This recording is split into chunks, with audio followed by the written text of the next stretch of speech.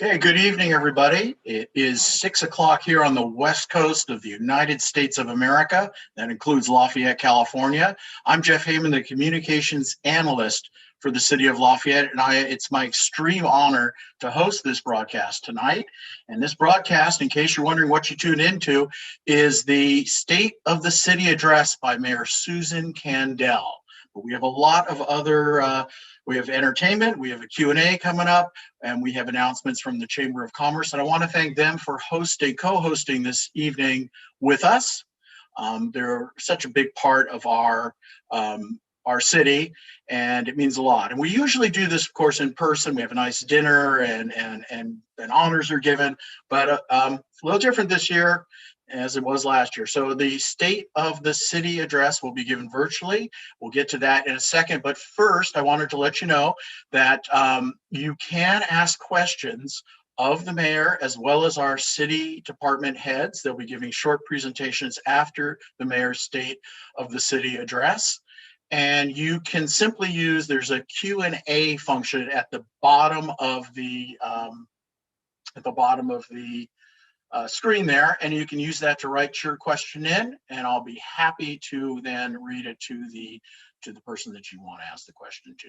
So with that, we're going to get started here, and I'd like to introduce John McCormick, who is president of the Lafayette Chamber of Commerce. So John, go ahead. Great. Thank you very much, Jeff. And on behalf of the Chamber, I would like to welcome everybody to our first ever virtual State of the City address. In addition to being president of the Chamber of Commerce, my wife and I own La Miranda Music. And we thought while we let the last few people join the webinar, we would open the program today with a little musical entertainment. And so I'd like to introduce Scott Lindorfer, who works at La Miranda Music, and his girlfriend, Rachel Dunsweiler. And they're going to entertain us for a couple minutes, and then we're going to get the program started. So Scott, Rachel, take it away. Hello, Lafayette. Thanks for letting us start this off for you tonight. Thank you.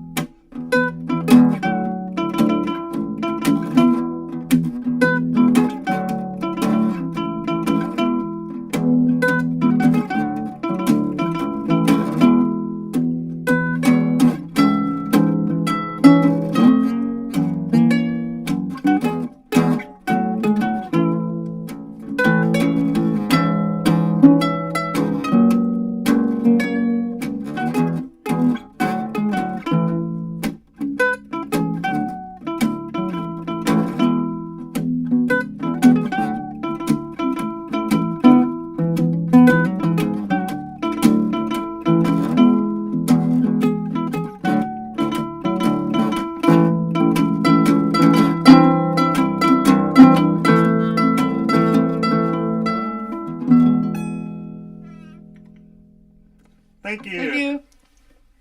Excellent. Thank you very much, Scott and Rachel. That musical power couple met at the actual San Francisco Conservatory of Music. So they are very, very talented, and it's great to have them part of our community.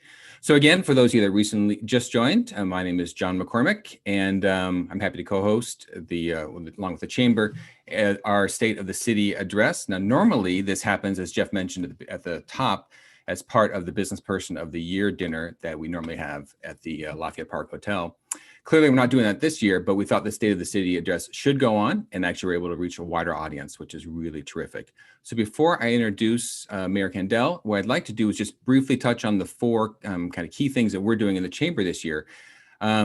First, we are obviously working with Lafayette businesses and helping them get through this crisis, this pandemic. We're working closely with the city on and Townsend, making sure that our local businesses can take advantage of all the state and federal programs that are out there. Second, we're thinking about events. You may not know this, but the Chamber actually puts on a lot of the main citywide events of the year, the Art and Wine Festival, the Reservoir Run, Taste Lafayette. Those were very much interrupted last year. We are cautious that maybe something like that will happen this year toward the fall and winter. So stay tuned. If it's safe to do so, we'd love to kind of introduce in small scale events back to Lafayette.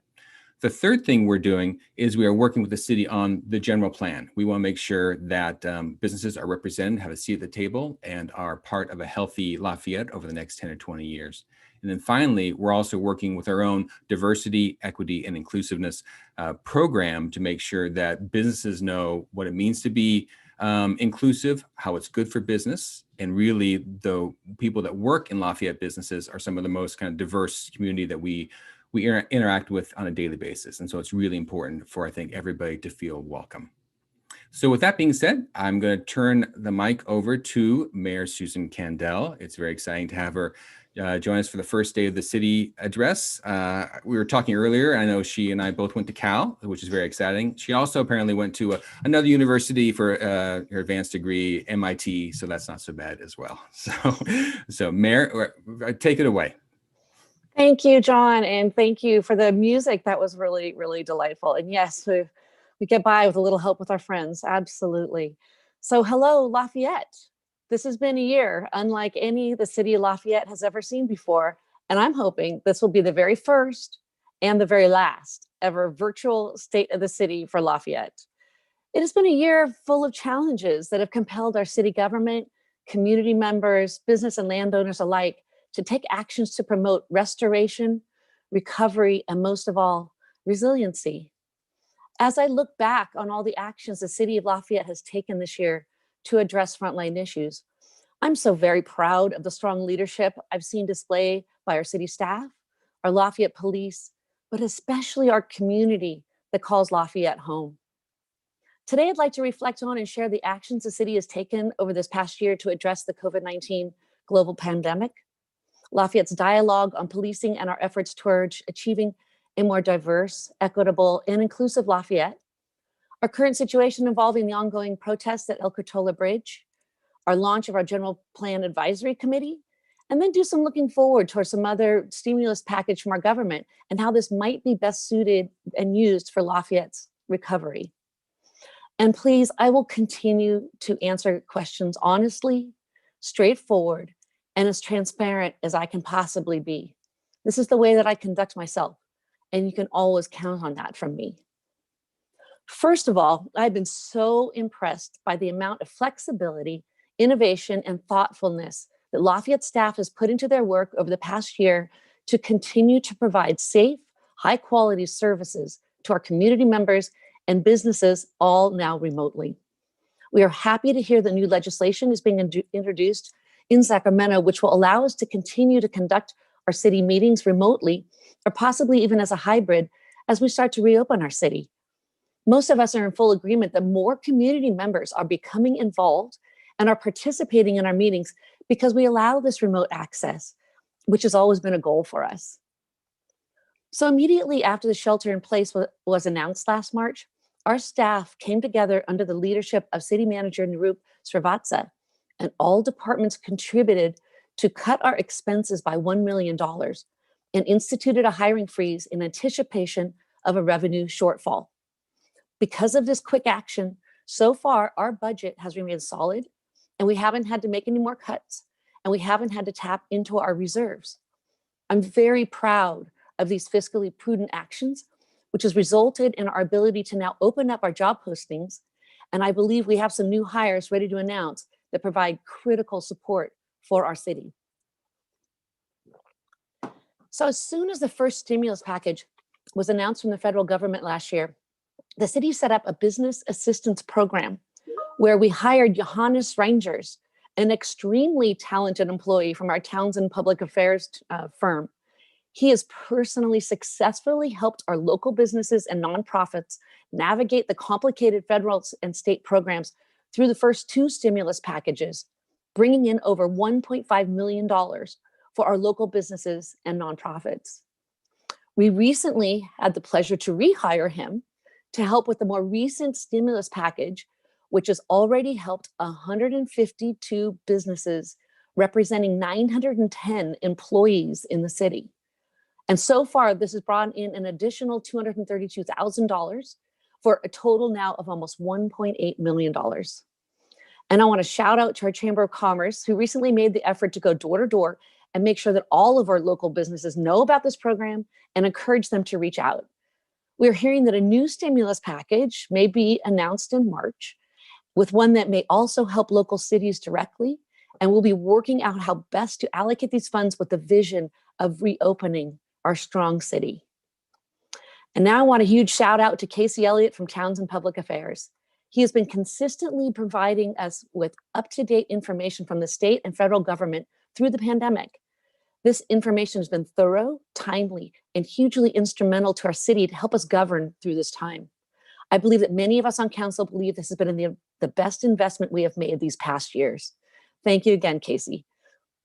And on another good note, just last week at our Contra Costa Mayor's meeting, I heard the presentation by our newly formed Community Behavioral Health Crisis Response Team, which is a partnership between cities and Contra Costa County, working with our county health services to develop a vision and program to help residents, especially in moments of mental health crises.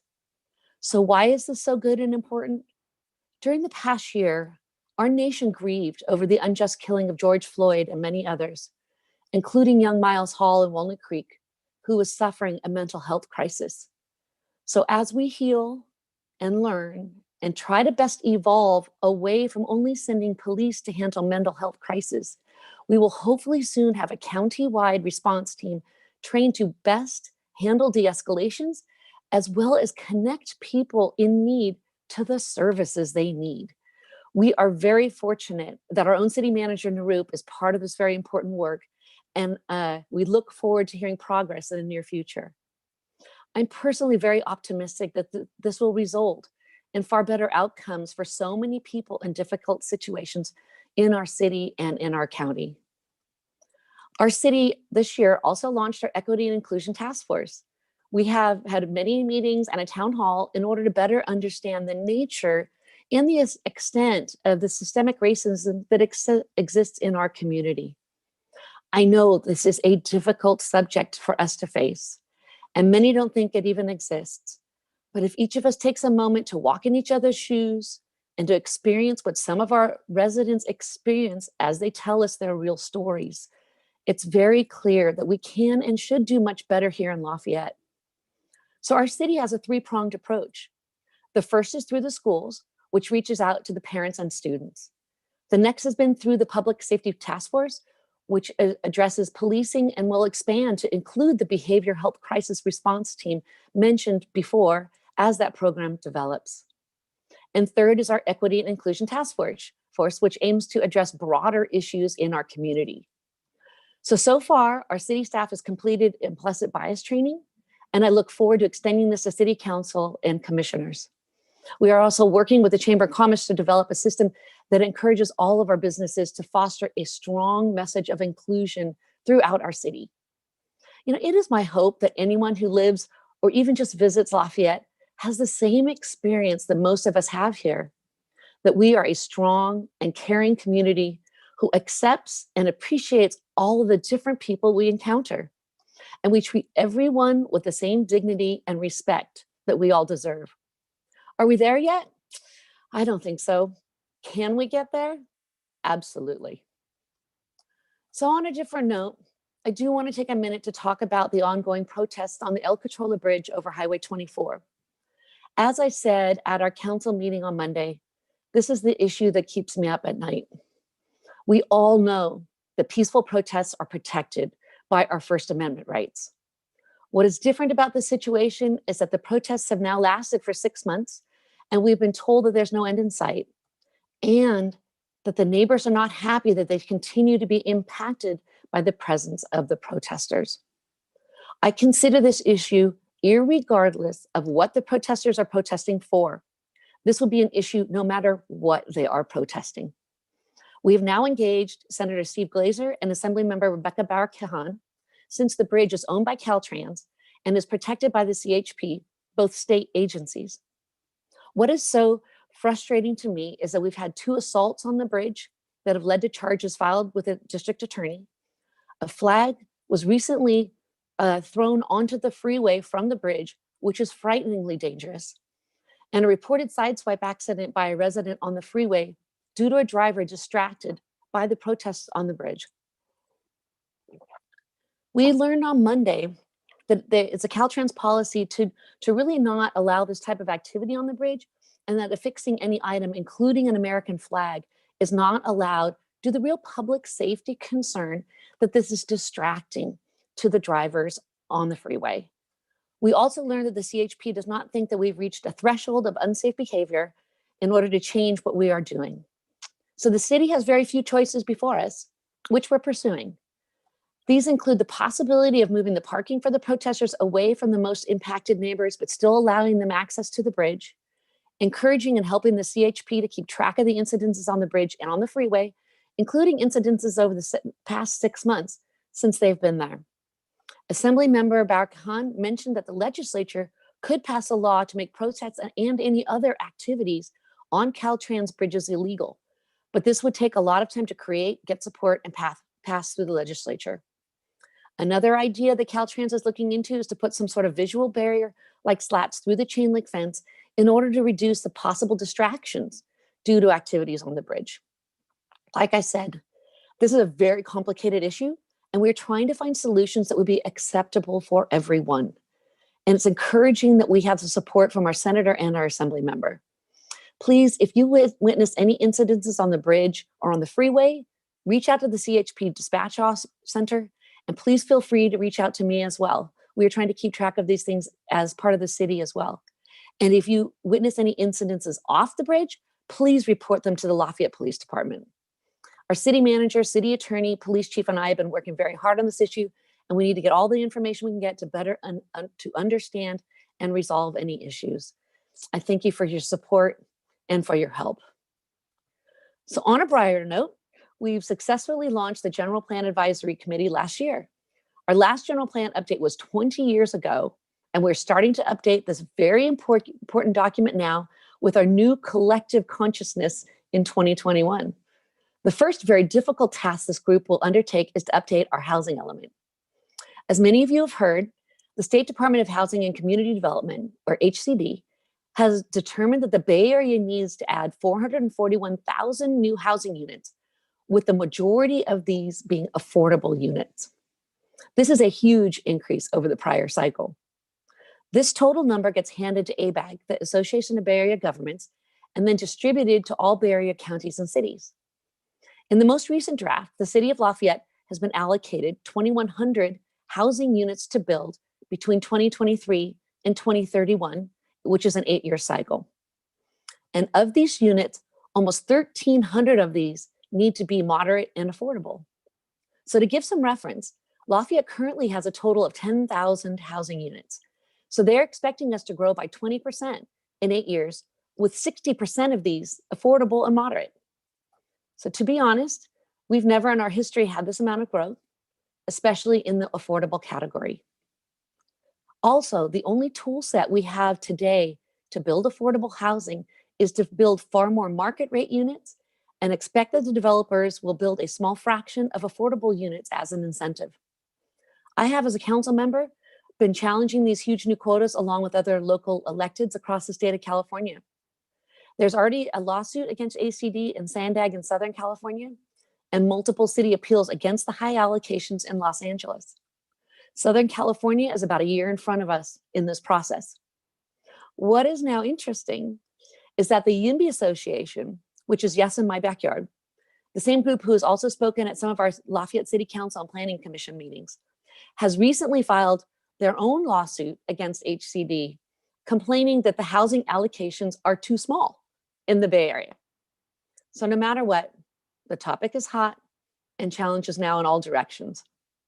My personal belief is that Lafayette deserves the correct allocations from our state. We should pursue finding the truth, and we must hold our state officials accountable for producing accurate results based on reality. These allocations were done pre-COVID.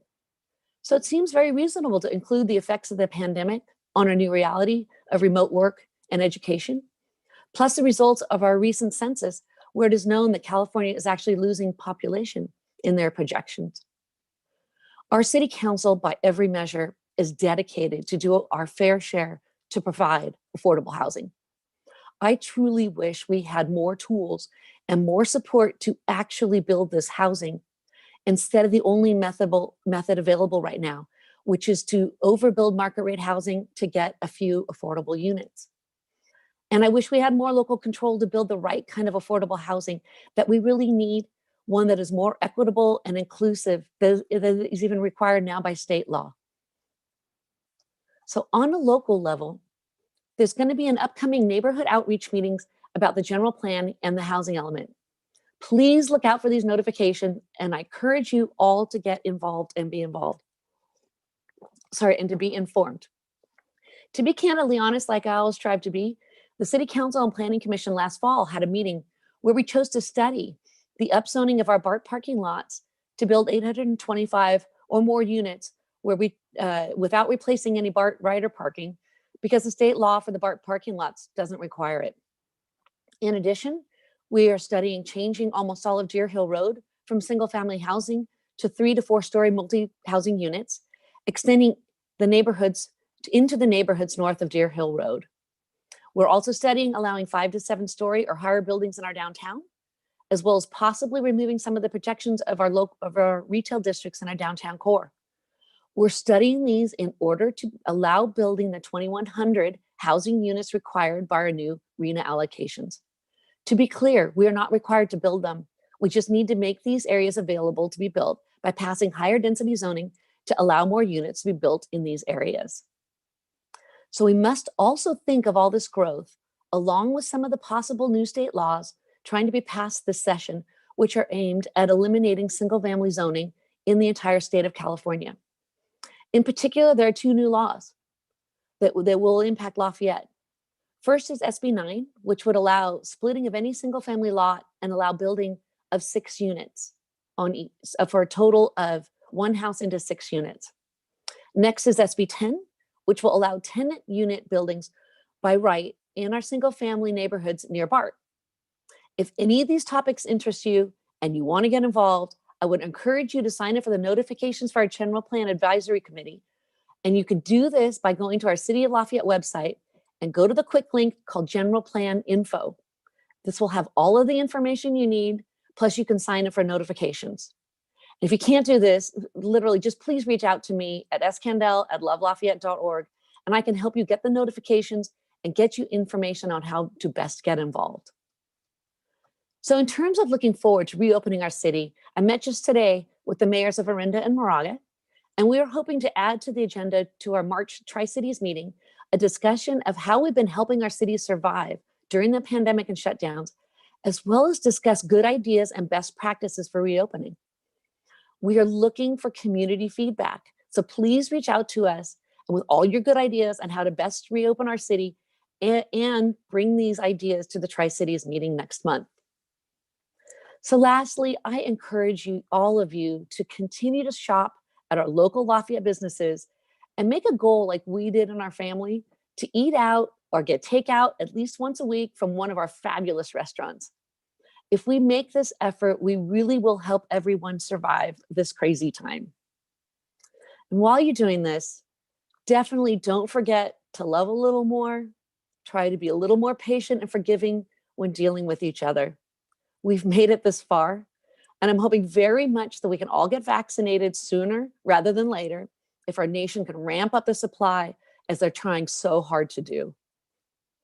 And since this annual State of the City address is usually done at a lovely dinner and a party along with the Chamber of Commerce, I want to make this one last shout out to Teresa Geringer, our current vice mayor.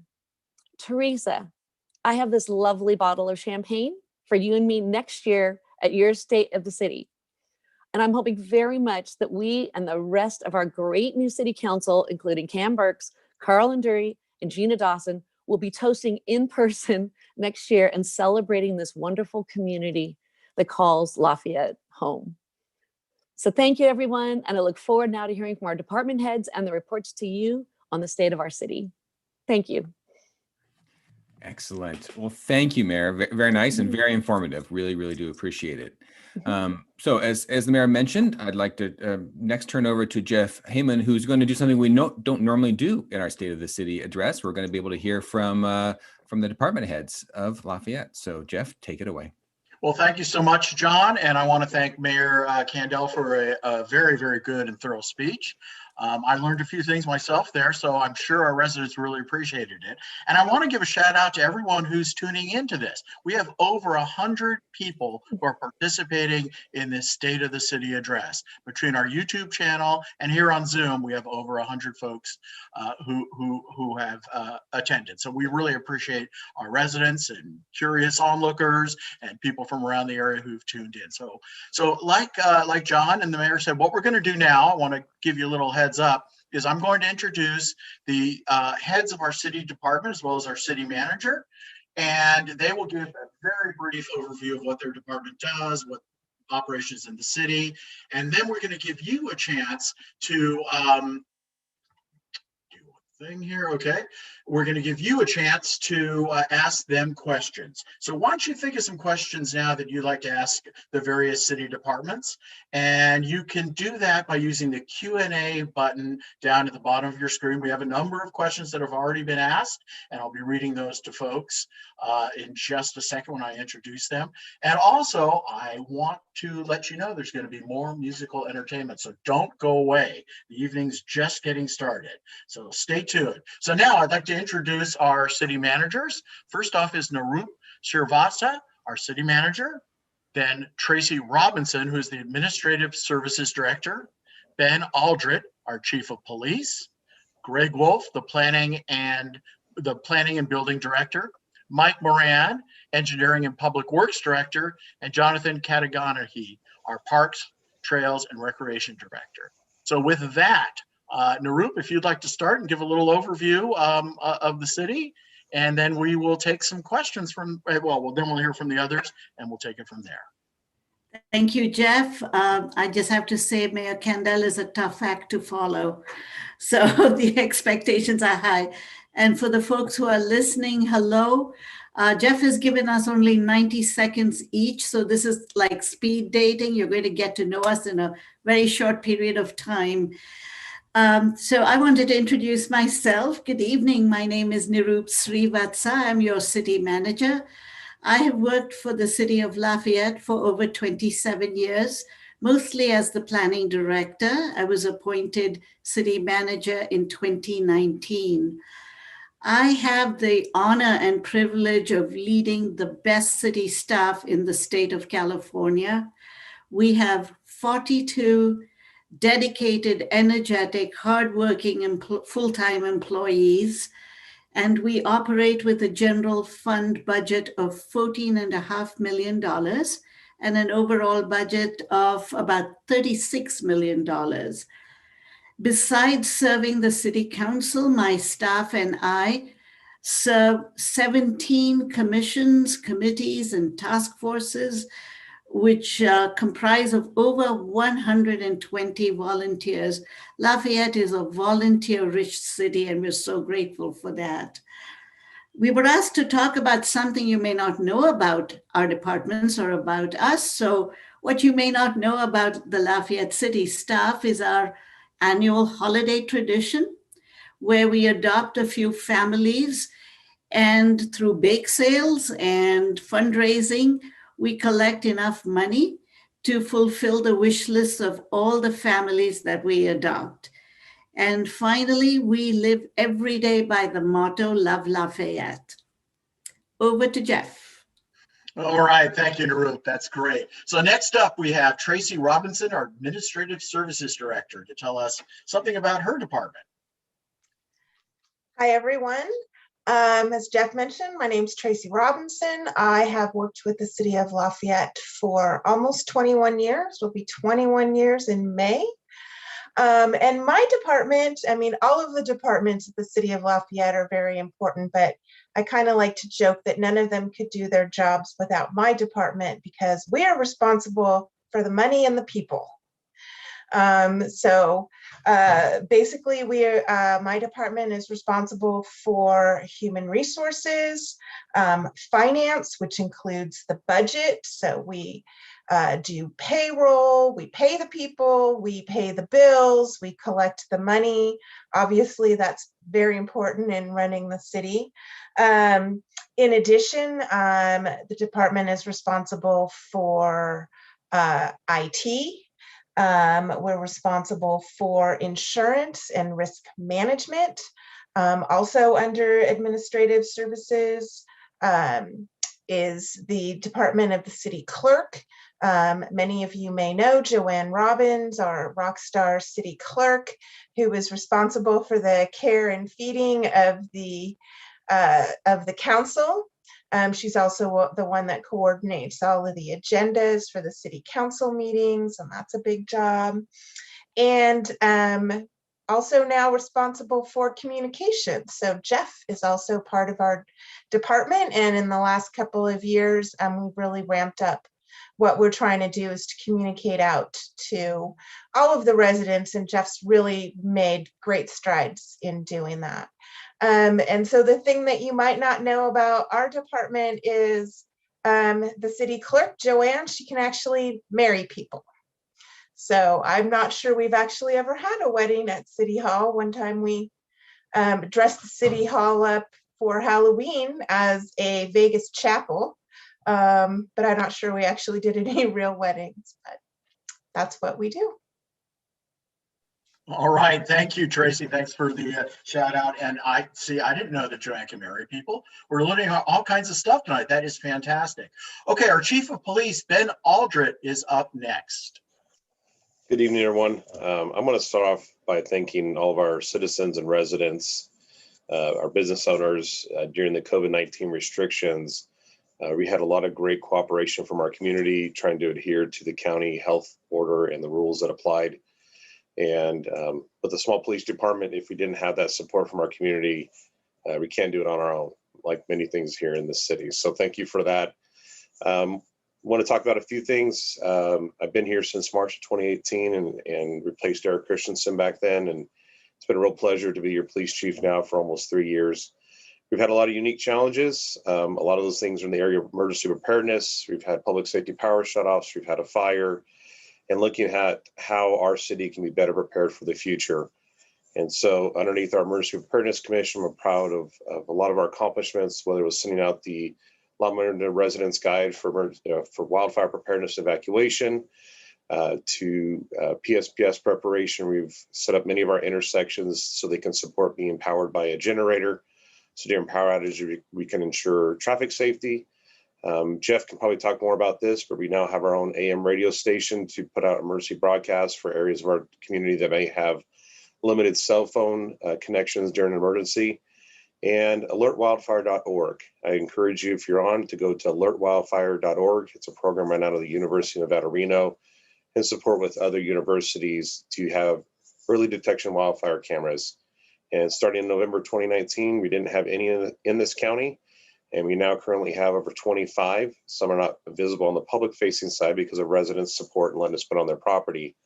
But these have been used frequently by Con Fire and other fire departments in this county during a recent lightning strike storm. And that was all done within Lafayette PD, but with the support of our city council and city manager and Tracy, who controls the money. But thinking outside the box and seeing how can we better protect our Loma Linda community from fires in the future. On the area of crime prevention, 2020 was a very good year. I appreciate the support of our Crime Prevention Commission, who's been very engaged with me in this endeavor for many years. And we hope 2021 continues to be a downward trend in crime.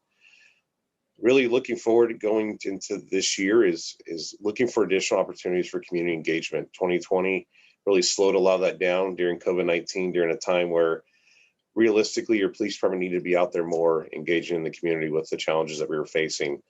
And so looking forward to this year, being at our annual events, hosting events if we can, and getting to know everyone out there and restarting our Citizens Academy. So that is all I have tonight. Thank you.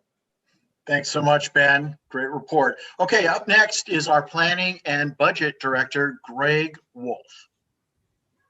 Thank you, Jeff. I am Greg Wolf, the Planning and Building Director. I have had the pleasure of working for Lafayette for the last 24 years, much, if not all of that, under Narup. Lafayette is a community that is very dear to me.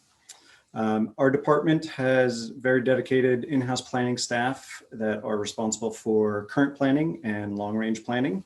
So with small exception, we review every application for building permits to make sure that those projects conform with the zoning ordinance. We process applications for discretionary review, like variances, design review, hillside development permits, land use permits, and others. We also prepare long-range planning and policy documents like the general plan, the downtown specific plan, and downtown design guidelines. Plan check for building permits under the California Building Code. The plan check issuance and inspections are handled by the Contra Costa County Building Inspection Department on behalf of the city. So in this past year, with the onset of COVID, we quickly transitioned all of our services to digital, including opening what I think was the first virtual planning counter in Contra Costa. We do online application submittal, and all of our commission meetings very quickly transitioned to digital. This spring, we will launch an online application portal, which will streamline the process for applicants and staff. Our department staffs the City Council, the Planning Commission, Design Review Commission, the Environmental Task Force, the Downtown Street Improvement Master Plan Implementation Committee, and now, as the mayor mentioned, the General Plan Advisory Committee. So we handle both current and long-range planning, but our contributions extend beyond that. One of our planners helped launch the Business Assistance Program. If you didn't know, and you enjoy the streetscape in the downtown, the paver sidewalks, the trees, the street fixtures, planning was involved in the design and approval of that. And then engineering typically builds it and Public Works maintains it. A few years ago, we applied for and received a grant to install a few electric vehicle chargers, and those were installed in city parking lots that we oversaw. And if you are wondering what is going on in the downtown or elsewhere, you might visit our webpage, and we have a page called Major Projects. And so it covers largely anything above and beyond a single family residence. We have launched, as the mayor said, a general plan update, which the first part is the housing element. And ultimately, this will be the community's general plan, your general plan. So please do get involved. And you can visit our main webpage at lovelafayette.org and click through very quickly, or visit the dedicated webpage at planlafayette.org. And a couple last messages. If you've not already done so, please sign up for the Contra Costa County Community Warning System. That is how you can be notified in the event of an emergency. And call before you dig. So please call 811 before an excavation. All right, Greg, thanks so much. And speaking of engineering and public works, as Greg mentioned, here comes Mike Moran, who's director of that department. Mike? Well, hello, everyone. I'm Mike Moran. I'm the director of engineering and public works, and I've worked for the city exactly as long as planning director Greg Wolf. So coming up on 24 years now. We actually started the same day and back in 1997. So our engineering department, we oversee capital projects like street paving projects, development review and inspections in the public right-of-way. That could be our own projects where we're building something or maintaining something, or a utility, or even a private party, for example, fixing a sewer out in front of their home. We'll inspect that. Anything in the public right-of-way. Our public works typically oversees just ongoing maintenance like landscaping, cleaning of drain inlets and ditches, our traffic signal maintenance, street sweeping. They handle emergency call outs. So these are the heroes that come out at 2 a.m. in the middle of the night in the wind and rainstorm when a branch falls off a tree. And their cleanup could literally consist of a kitchen sink should one be left along the side of the road one night. So they do a lot, and they do that with just two full-time employees, an analyst and a manager, and then 8 contract staff make up our crew.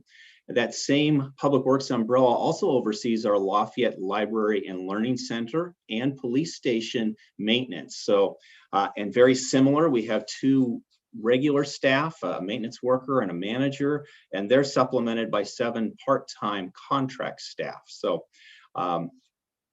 that's just 11 employees. We are adding 1 employee. I'm happy to announce we will have a traffic engineer who actually starts next week. So that'll be added to the engineering division.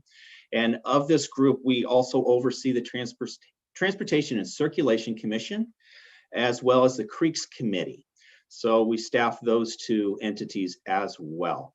So something you may not know about our group, I mentioned we have 11 current permanent employees, and these 11 employees have served the community of Lafayette for a combined over 157 years. So an average of over 14 years per employee, and actually if we took the 2 newbies off, it would be over 17 years each. So there's a lot of institutional knowledge within our department. I know these employees have served the community well, and I know they appreciate the community, as do I. Thank you. Hey, Mike, great report. Thanks. And I didn't know that either. Boy, I'm learning all kinds of stuff tonight. That's a great statistic. All right, last but certainly not least, probably the person that has the most fun in the city, our Parks and Recreation Director, otherwise known as ACE, Jonathan Kataanagi. Take it over, Jonathan. Hi, good evening, everyone. I want to thank the mayor and the chamber for giving us this opportunity tonight. As Jeff Heyman let you know, I'm Jonathan Kataanagi, or ACE, the Parks, Trails, and Recreation Director for the City of Lafayette. It could also be the Parks, Trails, Recreation, Senior Services, and Senior Transportation Director for the City of Lafayette. The PTR department oversees senior services for the city as well. And I'm very excited about the work that the Senior Service Commission is tackling. Over the last couple of years, we've taken steps towards developing the age-friendly action plan. There's been 2 town hall meetings and 8 domain-focused meetings for the AARP 8 Domains of Livability. The Senior Commission is developing a plan that will focus on the needs of our older adults through the lens of these 8 domains that include transportation, housing, social participation, respect and inclusion, work and civic engagement, communication and information, community and health services. And because we're Lafayette, we added a 9th bonus domain that is emergency preparedness. It is with this plan, we hope to capture the various programs and policies that will help to serve and develop a better community for our older adults. Let's see, we are also with the Recreation Department. We're very happy to be partnering with the schools to offer distance learning support programs. We've actually been offering in-person programming at the Lafayette Community Center since June. We were able to offer camps for pods of 12 that we were able to transfer into the fall as distance learning programs that were developed in partnership with our school district. I have the unique privilege of being able to see 6 school districts in action, and Lafayette should be very proud of what our school district is providing. The synchronous learning that they've been able to provide in distance learning is cut above the other districts that we do oversee in the Recreation Department. And Hey, Ace, I hate to jump in, but just like a good hockey match, we got time limits here, and we've got a whole bunch of folks lined up with questions. So if you want to just kind of wrap it up, that'd be great. Yeah. I just wanted to share that that partner with the Lafayette School District and the great work that our Parks, Trails, and Recreation Commission is doing to develop our acquisition and development plan, our CIP, and the Hamlin Nature Park. If anyone is interested in the new park between Sweet Drive and St. Mary's Road. We are starting that process, and we're looking forward to the community's input. All right, thanks. Hey, sorry to cut you off there, but the residents are lining up here with questions. So I really appreciate the report. Okay, so just a reminder, we're going to take some questions. I want to thank all the department heads and the mayor for their time and their presentations. We have a number of questions here, and I'm not going to filter any of them, so get ready, you guys. These are some real good questions. And if people do have additional questions they would like to ask, use the Q&A bubbles down at the bottom of the screen and go ahead and type in your question. So the first one comes from this is for the mayor, by the way. The first question comes from a concerned resident who wrote to describe a situation where business was being run out of a home on a residential street. They wanted to know, Madam Mayor, if you intend to enforce city codes in such instances. Okay, so say that a business was, repeat that part. A business is being run out of a home on a residential street. They want to know, do you intend to enforce city codes in such instances? I would expect to always follow city codes in all instances. And if that is a situation that is ongoing, please always reach out to us, reach out to the city of Lafayette, and tell us what you know. We will be in contact with you, and we'll assess the situation and take the reasonable action. So thank you for your question and your concern, but make sure we know about it and tell us everything you know. Thank you. Okay, great. Yeah, and I just want to remind folks, we do have a code enforcement webpage that tells you how to report those things. So if you have something going on in your neighborhood or you see something, just use that, or you can always email any of us at the city. All right, the next question, I'm not going to use names here just so people feel free to ask any questions they want. So the next question, I believe this is probably for the mayor as well. What will be the impact of all the new residential development in Lafayette on Lafayette schools? How will the schools cope with a sudden influx of students? Like I said, we are not responsible for actually building all of those units. We are responsible for zoning to allow building of those units. All that being said, if this actual building does happen, the situation right now in terms of how the city can look at environmental impacts from all the building, it's called CEQA, California Environmental Quality Act. It does not include impacts of schools. The city has no jurisdiction over approving or not approving projects in terms of their impacts on the schools. What does happen is that any development comes in, they pay a fee to the schools, based on the units and the sizes and everything like that. So the schools will receive a lump sum from the developers when the development happens. But the way the laws work out is that the city can't even consider the impacts on the schools. What we do is we are in close contact with the schools. And as developments happen, we do let them know they are coming. And then they've been able to understand them and account for them.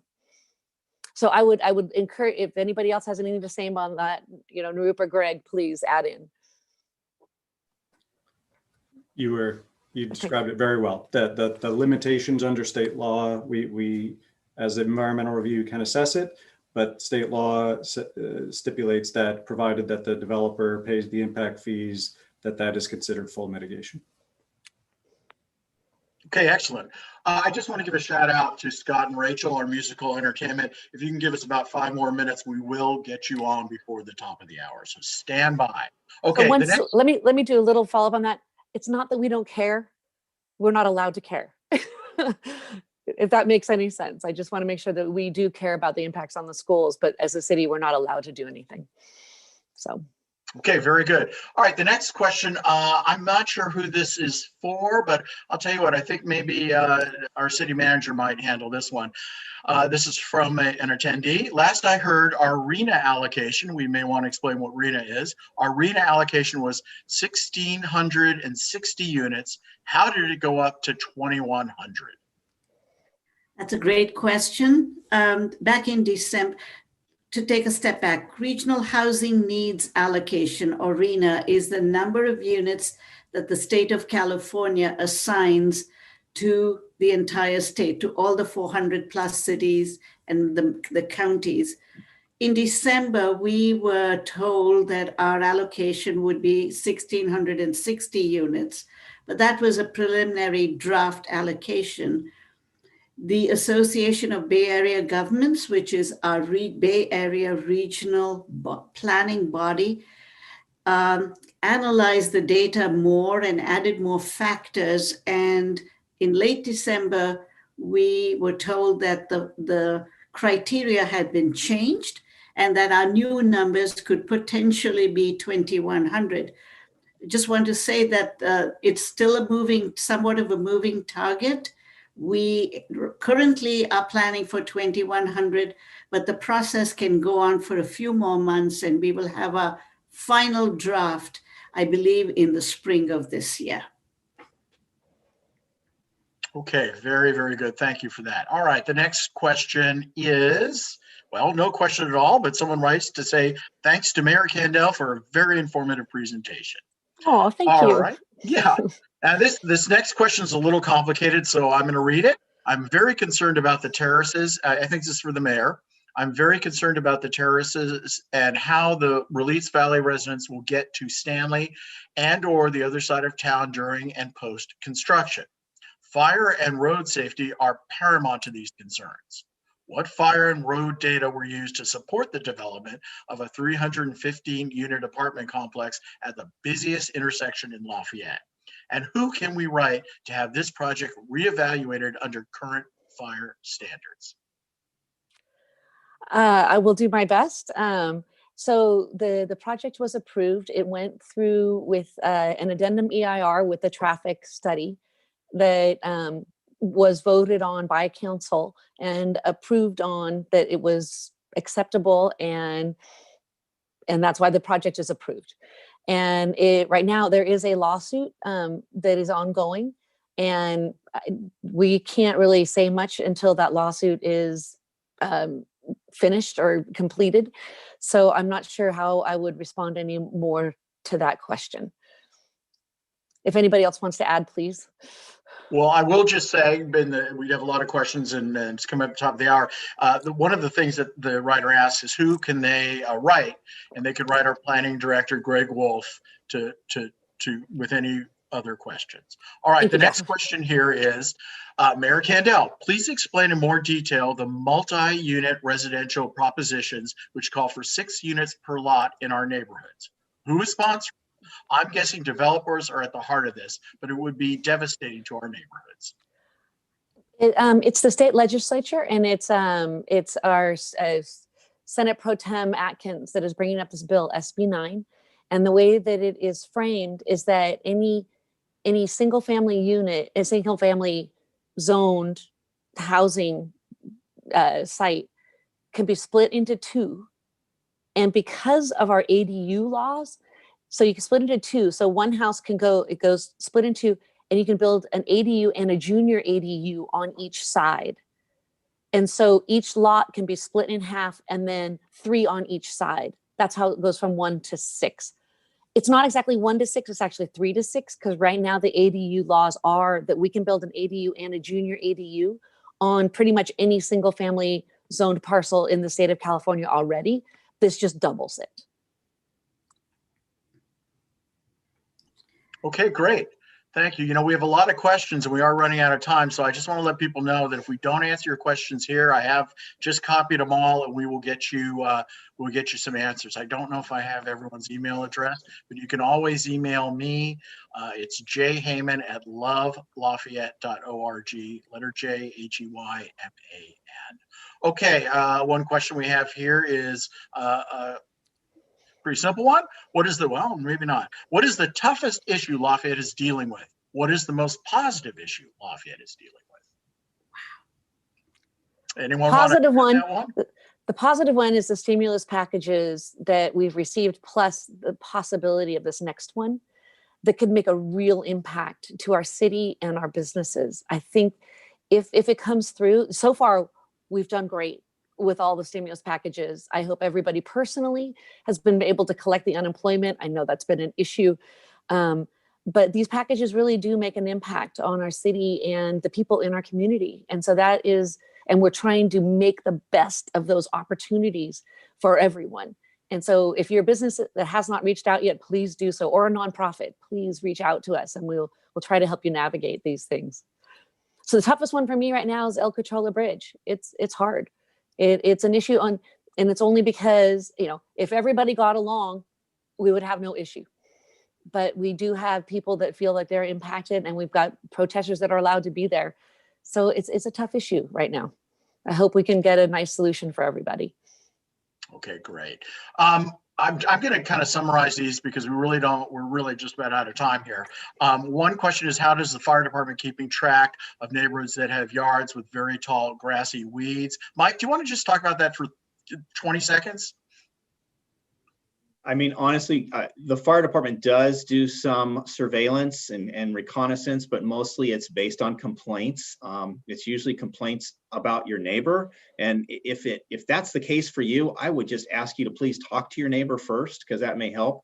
Public Works doesn't have the staff to go out and particularly, code enforce, and nor does our part-time code enforcement officer to just reduce the weed and the fuel. But it's an important issue, and everyone just needs to take care of their own properties as far as leaves and overgrowth and so forth. It's a very important issue. Okay, thanks so much, Mike. I am copying people's questions down. We'll have to next time schedule this to be about a 3-hour state of the city because we're getting lots of questions. We will get you answers. So I just want to say we have one question about speeding cars. The person said that they reported it, got no response. I'm sure the chief will look into that. I'll send him this and a couple of other questions now. John McCormick, I'm going to hand it back to you and Rachel and Scott for 30 seconds of a musical interlude. Excellent. Great. Well, let me go ahead and reintroduce to those of you that were not here at the very beginning. Scott Lindorfer, Rachel Dunsweiler, part of the La Mirada Music family, who are going to serenade us out to the end of the meeting. Thank you very much, everybody.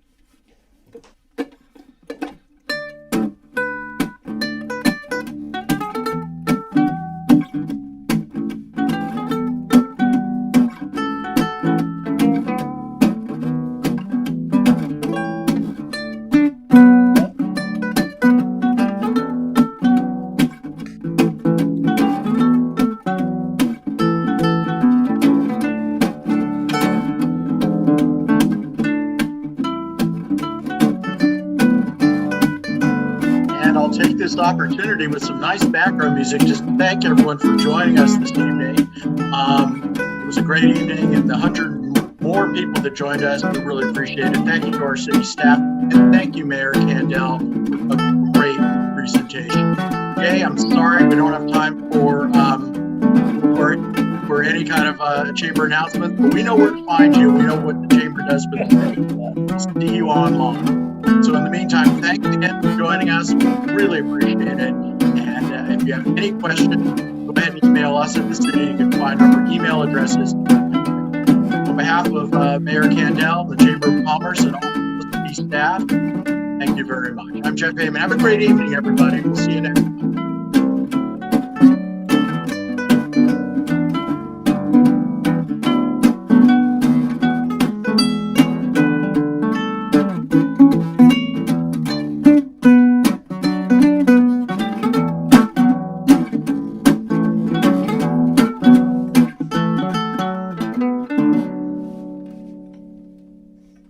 Good night, everybody.